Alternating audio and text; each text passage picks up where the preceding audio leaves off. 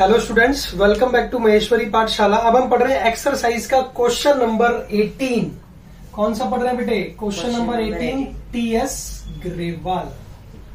ठीक है, क्या लिखा है बेटा क्वेश्चन में? From the following particular of a trader prepare a BRS as on 31 March 2021। तो कब बना रहे हैं बेटा?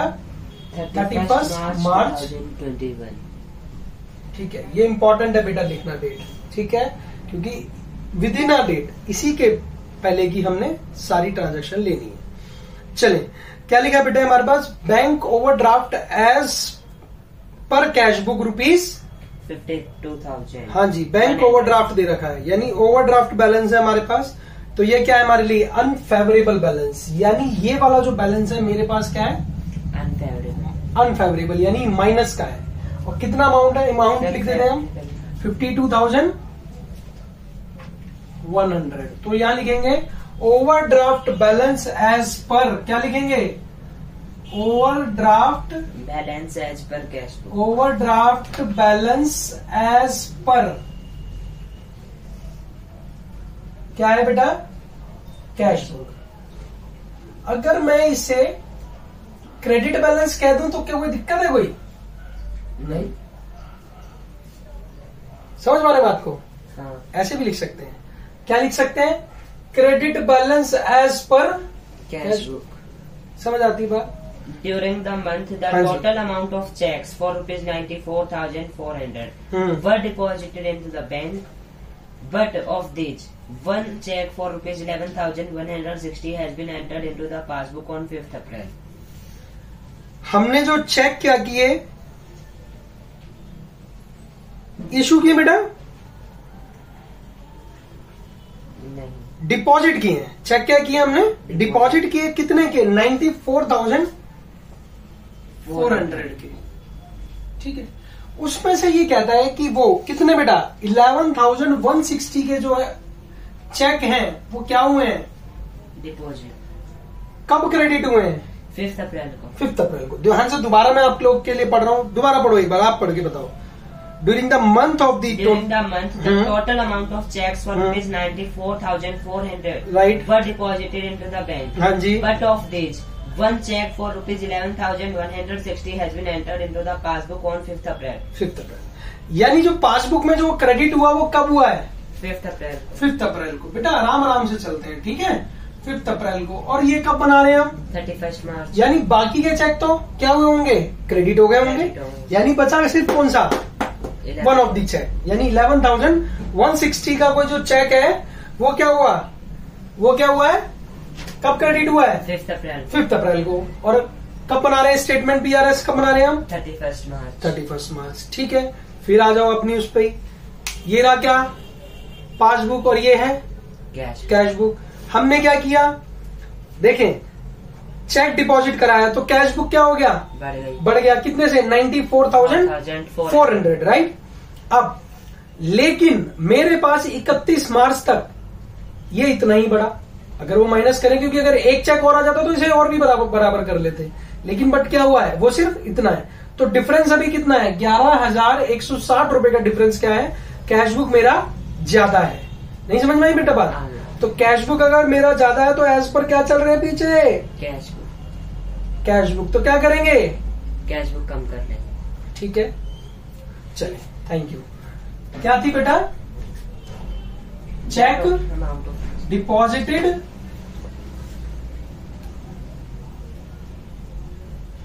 But not cleared. कब तक क्लियर नहीं हुआ है? 5th अप्रैल। टिल नहीं बेटा, 31 मार्च। क्या किया था बेटा? माइनस किया है। हाँ। क्या करेंगे? माइनस। कितना अमाउंट था? 11,160। बेटा यही है खेला, और कुछ नहीं है।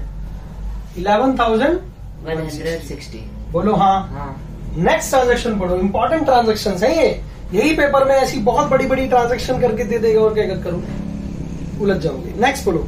During the month checks for ₹89,580 were drawn in the favor of creditors. Creditors को देने के लिए हमने कितने के? 89,580 रुपीज के चेक क्या किए हैं? इशू किए हैं, क्रेडिटर्स को दिए हैं। अब क्या बोला है, of them one creditor ₹4,38,580 in cash in cheque on, कब कैश हुआ है बेटे, 7 अप्रैल को। वेयर एज अनदर ₹4,4320 का एक चेक था और अभी तक इन कैश ही नहीं हुआ। बात समझ रहे हैं, हमने क्या किया बेटा, चेक इशू कर दिए, कितने के, 89,000 बोलो 580 रुपीज के क्या किए, इशूड कर दिए। नहीं समझ में आई बात, लेकिन एक चेक, फर्स्ट चेक बताओ बेटा कितने का था जो 7th को हुआ है, 38,580। 38,580। एक चेक और बचा है उसमें जो अभी तक आया ही नहीं है, 4,320। 4,320, तो इसको जोड़ लो। देखिए उसने कहा कि मैंने 89,580 के चेक इशू कर दिए जी, बोल रहा है, लेकिन एक चेक कब आया है, 38,580 वाला 7 अप्रैल को, पार हो गया कब से, 31 मार्च, क्रॉस कर गया डेट, क्योंकि हम कब बना रहे हैं, 31 मार्च को स्टेटमेंट बना रहे हैं, और एक चेक का तो अता पता ही नहीं है अभी। बात समझ रहे, तो यानी दोनों चेक की डेट क्रॉस कर गए जो अभी तक इन कैश नहीं हुए थे, कब, 31 मार्च तक। बात समझ में आती है, बहुत ध्यान से बारीक तरीके से पकड़ो बेटा, ठीक है। यानी ये दोनों चेक 31 मार्च तक अभी क्लियर नहीं हुए, तो यहां क्या लिखेंगे, चेक इशूड, क्या लिख दो बेटा, check issued but not yet cleared, 31 मार्च लिख दो या वैसे भी लिख दो, कोई दिक्कत वाली बात नहीं है। तो क्या होगा बेटा, हमने जब चेक इशू किए होंगे तो हमने 89,580 से क्या कर लिया होगा, कैश बुक को क्या किया होगा, कम किया होगा। क्या पासबुक कम हुई, पासबुक से सिर्फ थोड़े से हुई, तो उसको बराबर का लाने के लिए क्या करो, कैश बुक को बढ़ा लेंगे, क्योंकि एस पर क्या चल रहे हैं पीछे, कैश बुक। बोलो हाँ, बहुत इजी वे है यार। कितना आ गया बेटा, 42,900। बोल मेरे चीते, 900, ठीक है। मोदी जी कितने चीते लाए हैं, 8, 9वां चीता तू है, तेरे को बनाना है चीता। चल बेटा नेक्स्ट बोलो क्या लिखा है। As per instructions, the bank on 28th March paid out ₹10,500 to a creditor, but by mistake the same has not been entered in the cash book. हाँ जी, वो कह रहा है कि बैंक को हमने इंस्ट्रक्शन दे रखे थे कि भाई ये पेमेंट कर देना। किसकी चीज की थी पेमेंट वो, as per the instruction the bank on 28th March paid ₹10,500 to a creditor. हमने बैंक को कहा कि भाई एक क्रेडिटर आएगा उसको पैसे दे देना, कितने, 10,500 रुपए, but by mistake the same hasn't been entered in the cash book में नहीं है ये। लेकिन फिर समझो, पासबुक क्रेडिटर बैंक को हमने इंस्ट्रक्शन दे रखी भाई कर देना पेमेंट, कितने की थी बेटा, 10,500, तो पासबुक क्या हो गई, कम हो गई। क्या कैश बुक चेंज हुई, कैश बुक में तो हमने लिखा ही नहीं है, खुद भी बता रहा है क्या नहीं लिखा है। तो जब नहीं लिखा है तो क्या करें, लिख दो भाई, क्योंकि एज पर क्या चल रहे हैं, कैश बुक, कैश बुक, ठीक है। पेमेंट क्या लिख सकते हैं बेटे, payment paid to creditor by the bank, और लिख दो not entered in cash book, CB. तो कितना था बेटा, 10,500। बोलो हाँ। नेक्स्ट बोलो क्या लिखा है। According to agreement, on 25th March, a debtor deposited directly into the bank of ₹9,000, but the एक एग्रीमेंट किया हुआ था भाई डेटर से, काम करना, 9,000 रुपए हमारे खाते में डालने आपने। देखो लिखा है, according to the agreement on 25th March, a debtor of deposited directly into the bank 9,000, but the same hasn't been recorded in the cash book. Cash book में रिकॉर्ड नहीं हुआ, तो directly deposited by the customer ने direct जमा करा दिया, हमारे debtor ने डायरेक्ट जमा करा दिया। तो लिख दो भाई, directly deposited by the debtor. क्या हुआ, डेटर ने डायरेक्ट डिपॉजिट कराया, कितना बेटा 9,000। अब डेटर ने जमा कराया, तो देखो बेटे पासबुक क्या हो गई, बढ़ गई, कैशबुक बढ़ी नहीं, उठा कितना बेटा 9,000। बोलो हाँ। बेटा नेक्स्ट ट्रांजेक्शन की तरफ बढ़ेंगे। नेक्स्ट ट्रांजेक्शन क्या है अपनी, In the month of March, the bank without any intimation debited his account rupees 120 as per bank charges. Bank charges, अभी रुक जाओ, बैंक चार्जेस तक रुक जाओ, एंड आ गया। तो बैंक ने बिना इंटीमेशन के हमारे 120 रुपए हमारे अकाउंट से क्या किए बेटा जी, डेबिट कर दिए, यही हुआ। अब जब डेबिट उसने कर दिया, ऑब्वियस है पासबुक क्या हो गई, कम हो गई, कैशबुक कम हुई नहीं, डाले, बोलो हाँ। हाँ, बैंक चार्जेस कितना है बेटा 120 रुपीज। कोई डाउट लग रहा है तो बता सकते हो आप। नहीं, नेक्स्ट बोलो, इसी में ही जो था एंड के बाद। और बैंक ने इंटरेस्ट क्रेडिट कर दिया, the same ₹180 as interest। Bank ने क्या किया, इंटरेस्ट क्रेडिट कर दिया। जब इंटरेस्ट क्रेडिट कर दिया तो पासबुक बढ़ गई, कैशबुक भी बढ़ा लो, बोलो हाँ, इंटरेस्ट क्रेडिटेड बाय दी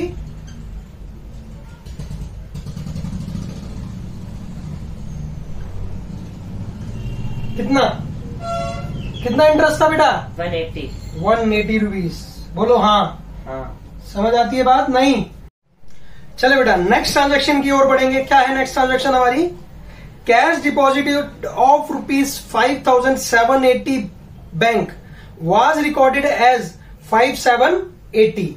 यानी बैंक ने में जो मैंने डिपॉजिट कराया वो कितना कराया था बेटा 5,780, लेकिन बैंक ने क्या किया 7,580 कर दिया। ठीक है भाई, यानी बैंक ने 1,800 रुपए क्या किए, एक्स्ट्रा कर दिए। अब बड़े बड़े महानुभाव क्या करेंगे, ये एरर है, ये गलत है, ये ठीक है, लेकिन एक लाइन इसमें बहुत इंपॉर्टेंट है, पढ़ के बता बेटा जमूरा। The error was rectified by the bank before 31 March 2020। बस यही खत्म हो गया। क्या ये एंट्री 1,800 रुपए की आएगी इसके अंदर, मैं पूछना चाहता हूँ आपसे, आएगी? नहीं आएगी। क्यों नहीं आएगी? क्योंकि एरर जो है एरर जो था 31 मार्च से पहले ही इन्होंने रेक्टिफाई कर लिया। अगर ये लिखता कि 1 अप्रैल को रेक्टिफाई किया, 5 अप्रैल को रेक्टिफाई किया, यानी 31 मार्च के बाद रेक्टिफाई किया, तो इसको ट्रांजैक्शन को हम जरूर लेते। क्या हुआ कि बैंक में हमने जमा कराए 5,780 रुपए, लेकिन बैंक ने 7,580 रुपए क्रेडिट कर दिए। ठीक है, मैं इसको ट्रांजैक्शन को समझा देता हूं आपको, फिर करना कैसे। अगर ये एज पर कैशबुक होता और हमारे रिलेवेंट होता, डेट अगर ये बात की होती, मान लीजिए बोलता कि 5 अप्रैल को हुआ है, तो फिर हम उसको उस तरीके से करते।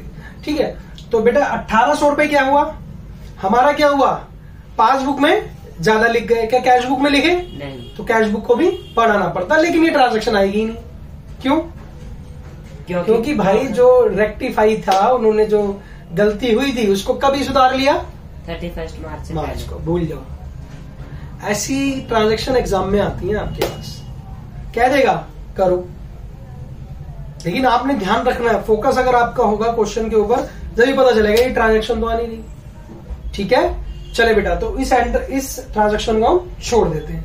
चले फिर, क्योंकि वो ऑलरेडी रेक्टिफाइड हो चुका है। चले बेटा टोटल करें फिर, चले राजा बेटा। चलो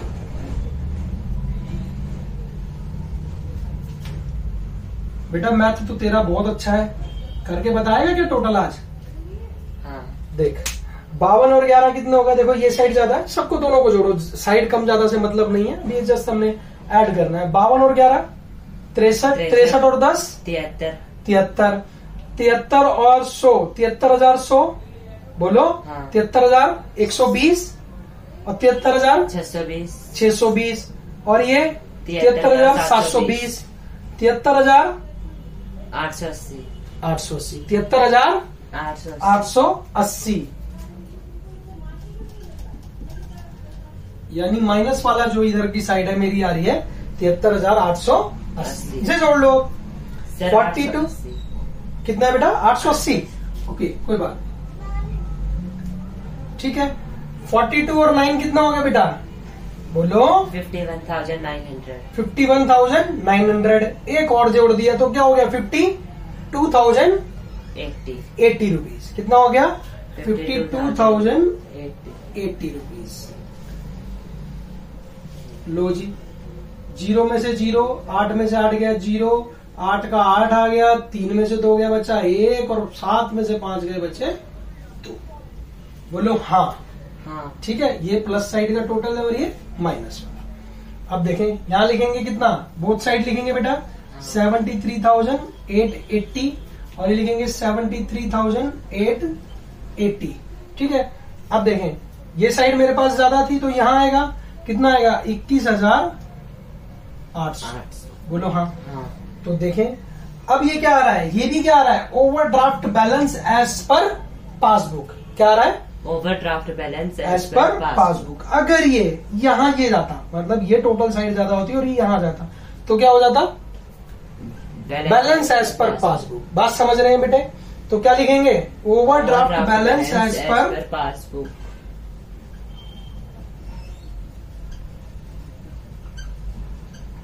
अच्छा क्वेश्चन था बेटा। हाँ क्लियर हो रहे हैं पॉइंट्स? हाँ इसको दोबारा 2-3 बार ट्राई करो, क्वेश्चंस को देखो। मैं तो सबसे रिक्वेस्ट कर रहा हूँ कि नोटबुक लेके बैठो, क्वेश्चन नंबर आपको मिल ही जाना है इजीली। क्यों झंझट में पड़े हो भाई, क्यों ज्यादा मेहनत करनी है? आसान था ट्रांजैक्शन, लेकिन थोड़ी सी उलझी हुई थी, और जो उलझे हुए क्वेश्चन कर लेगा वो एग्जाम में भी कराएगा। क्यों बेटा? चलिए, thank you so much for watching this video. Thank you.